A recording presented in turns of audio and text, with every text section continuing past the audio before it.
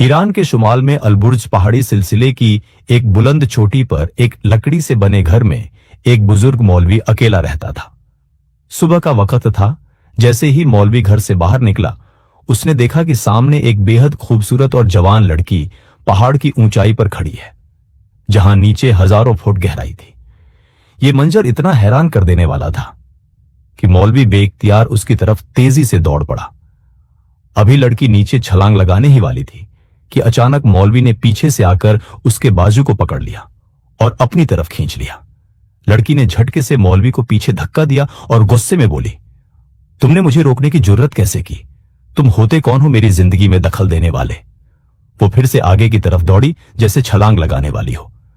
मौलवी फिर से दौड़ा और इस बार और मजबूती से उसका हाथ पकड़ लिया। लड़की ने पूरी कोशिश की खुद को छुड़ाने की, मगर मौलवी ने इस बार उसे जाने नहीं दिया। बुजुर्ग मौलवी ने नरमी से कहा, आखिर ये क्या कर रही हो? मुझे बताओ तो सही, शायद मैं तुम्हारी कुछ मदद कर सकूं। लड़की ने आंसू भरी आंखों से कहा, तुम क्या मेरी मदद करोगे? मेरा शौहर लापता हो गया है और मेरे अपने घर वालों ने भी मुझे घर से निकाल दिया है। मेरे पास ना ठिकाना है ना कोई सहारा। मौलवी थोड़ी देर तक उसे देखता रहा, फिर उसके हाथ की कलाई पकड़कर कहा, आओ मेरे साथ चलो। लड़की ने घबराकर पूछा, कहां? मौलवी ने बस इतना कहा, आओ तो सही। वो लड़की का हाथ पकड़े बिना कुछ कहे ऊंचे पहाड़ों के रास्ते पर चल पड़ा। लड़की बार बार पूछती रही, मेरा हाथ छोड़ो, तुम कहां ले जा रहे हो? मुझे बताओ तो सही। लेकिन मौलवी कुछ नहीं बोला, बस उसका हाथ थामे चुपचाप आगे बढ़ता रहा। कुछ देर चलने के बाद वो अपने लकड़ी के घर के दरवाजे तक पहुंच गया। उसने दरवाजा खोला और लड़की को अंदर ले जाने लगा। लड़की बोली, ये कौन सी जगह है? ये किसका घर है? तुम मुझे यहां क्यों ला रहे हो? मौलवी ने अंदर जाकर उसका हाथ छोड़ा और दरवाजा बंद करके अंदर से कुंडी लगा दी। लड़की घबरा गई और जोर से बोली, ये क्या कर रहे हो? दरवाजा क्यों बंद किया? मुझे यहां क्यों ले आए हो? बोलते क्यों नहीं? मौलवी चुप रहा, बस उसे देखता रहा। फिर अचानक वो दरवाजा खोलकर बाहर निकल गया और बाहर से भी कुंडी लगा दी। लड़की ने चीखते हुए दरवाजा पीटना शुरू कर दिया, तुमने मुझे अंदर क्यों बंद किया है? कहां जा रहे हो? मगर मौलवी ने एक नहीं सुनी और पहाड़ों की तरफ चढ़ता गया। अब रात हो चुकी थी। लड़की घर के अंदर अकेली थी। सारा दिन दरवाजा पीटते पीटते वो थक चुकी थी, मगर वहां सुनने वाला कोई नहीं था। बाहर अंधेरा गहराता जा रहा था। अचानक उसे दरवाजा खुलने की आवाज आई। वो दौड़कर दरवाजे की तरफ गई तो देखा मौलवी अंदर दाखिल हो रहा है। लड़की ने गुस्से में कहा, तुमने मुझे यहां क्यों लाया? दिन भर के लिए बंद करके कहां चले जाते हो? मौलवी उसके करीब आया और बड़े सुकून से बोला, डरो मत, इस घर को अपना ही घर समझो। तुम आज के बाद मेरे पास रहो, तुम्हें कहीं और जाने की जरूरत नहीं है। उसकी आंखों में एक अजीब सी चमक थी, जैसे उसके दिल में कुछ चल रहा हो। लड़की ने हिचकिचाते हुए कहा, मैं तुम्हारे साथ कैसे रह सकती हूं? मुझे तो मेरे घर वालों ने ही निकाल दिया है। तुम मुझ पर इतनी मेहरबानी क्यों कर रहे हो? मौलवी ने नरमी से बातें कर करके लड़की को यकीन दिला दिया।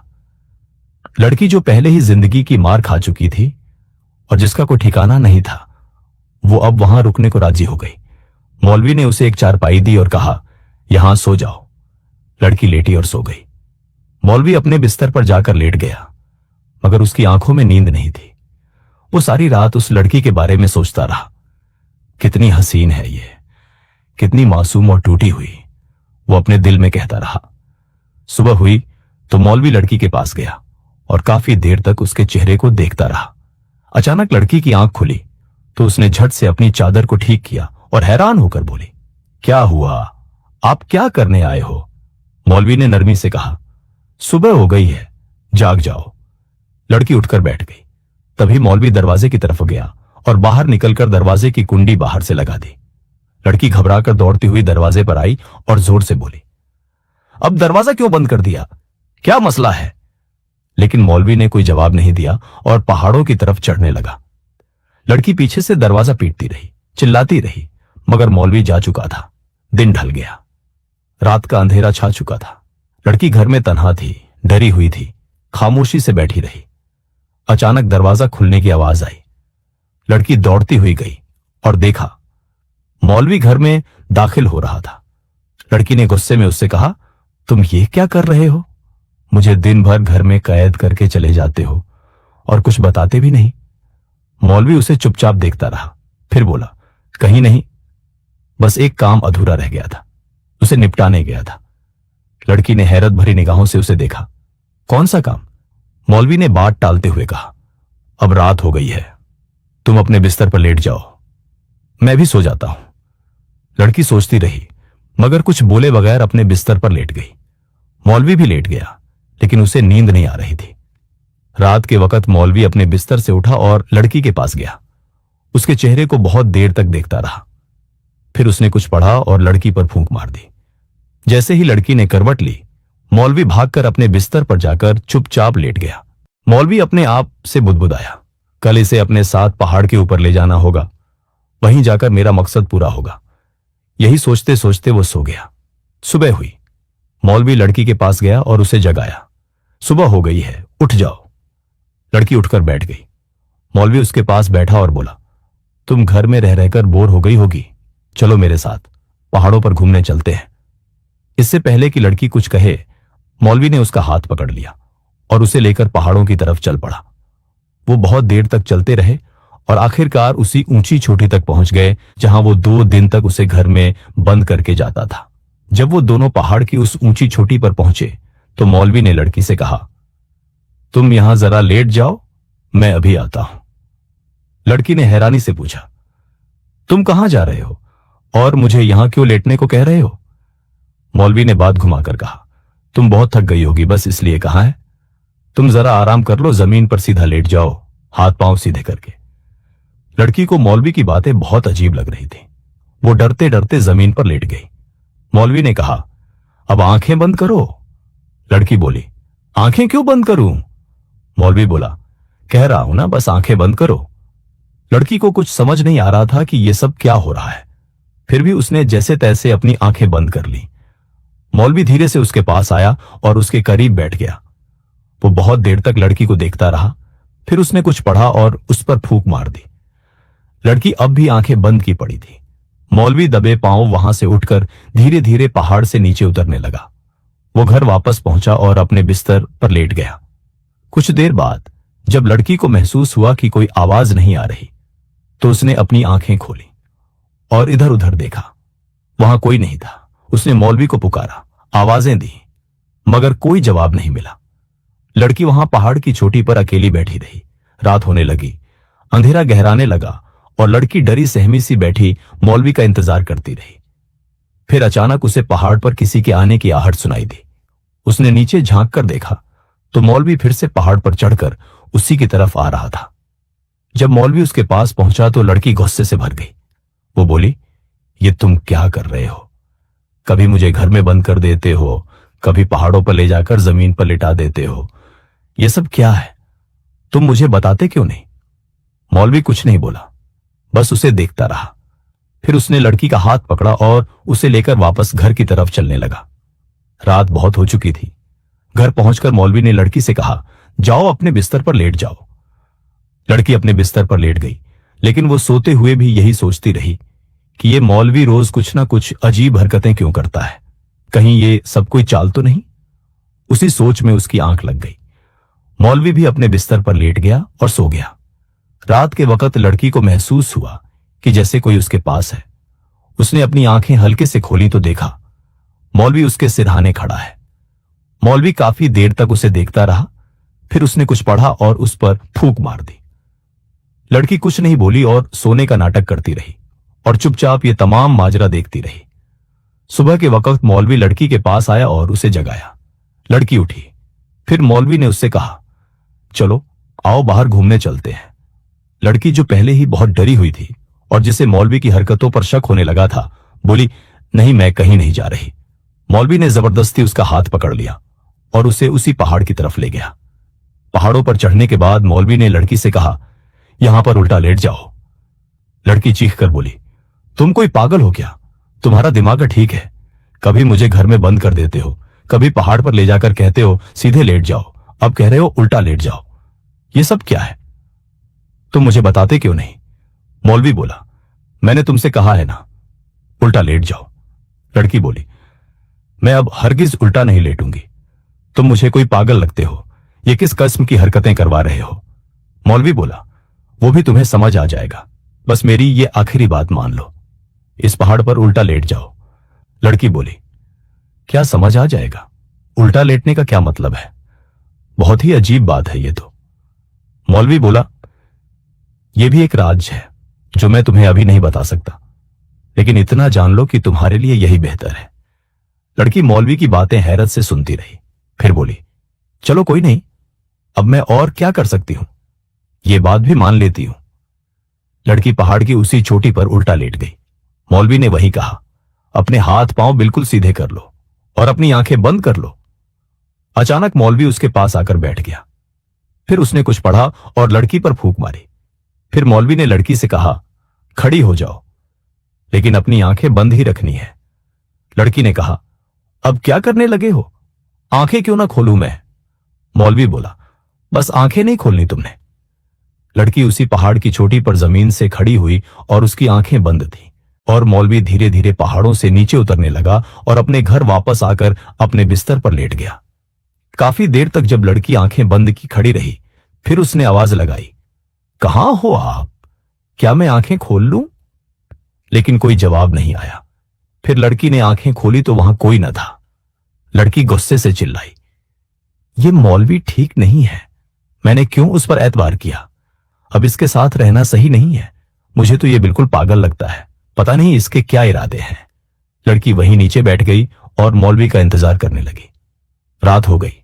रात के वक्त मौलवी पहाड़ की उसी चोटी पर चढ़ा और लड़की के पास आ गया। लड़की ने जब मौलवी को देखा तो गुस्से में बोली, तुम मुझे यहां फिर छोड़कर चले गए थे, आखिर तुम बताते क्यों नहीं हो? ये सब क्यों कर रहे हो? मुझसे क्या चाहते हो? मौलवी थोड़ी देर तक लड़की की आंखों में देखता रहा और फिर बोला, 2 दिन मैंने यहां बिताए हैं और 2 दिन तुमने, अब आखिरी रात है, अब ये आखिरी रात हम दोनों को मिलकर इस पहाड़ पर गुजारनी होगी। लड़की हैरत से बोली, क्यों? इस पहाड़ पर मैं तुम्हारे साथ रात क्यों बिताऊं? तुम्हारा दिमाग तो सही है, क्या बात कर रहे हो? क्या इरादे हैं तुम्हारे? मुझे तो सब कुछ बहुत अजीब लग रहा है। मौलवी बोला, बस आखिरी रात अगर हमने यहां साथ में गुजार ली तो सब कुछ ठीक हो जाएगा, मेरी बात मान लो। लड़की बोली, क्या ठीक हो जाएगा? तुम बताते क्यों नहीं? मुझे शुरू से ही तुम्हारे इरादे ठीक नहीं लग रहे, या तो तुम पागल हो या मुझे पागल बना रहे हो। अब मुझे इस पहाड़ की चोटी पर रात को रोककर क्या करने वाले हो मेरे साथ? मौलवी बोला, तुम्हें सब समझ आ जाएगा, बस एक रात गुजार लो। लड़की जो पहले ही मौलवी की रोज नई बातें और अजीब हरकतों से परेशान थी, लेकिन उसने किसी तरह मौलवी की बात मान ली और गुस्से में बोली, ठीक है, मैं आज की रात यहां गुजार रही हूं, लेकिन सुबह मैं तुम्हारा घर छोड़कर चली जाऊंगी, अब और तुम्हारे साथ नहीं रह सकती। मौलवी बोला, ठीक है, आज रात तो गुजारो, अगर तुमने आज रात मेरे साथ गुजार ली तो तुम खुद ही मुझे छोड़कर नहीं जाओगी। लड़की बोली, ये क्या अजीब बात कर रहे हो, तुम्हारे इरादे ठीक है ना? मौलवी बोला, वो तुम्हें रात को समझ आ जाएगा। फिर मौलवी ने लड़की से कहा, अब जैसे मैं यहां जमीन पर लेटता हूं तुम भी वैसे ही लेट जाओ। फिर मौलवी जमीन पर लेट गया, लड़की भी जमीन पर लेट गई। मौलवी ने लड़की से कहा, अपनी आंखें बंद करो और सो जाओ। लड़की ने आंखें बंद की और सो गई। मौलवी भी वहीं सो गया। रात के आखिरी पहर जब सूरज निकलने वाला था, फिर उसने लड़की पर फूंक मारी। इसके बाद मौलवी ने लड़की को जगाया और कहा, खड़ी हो जाओ, लेकिन अपनी आंखें बंद ही रखो।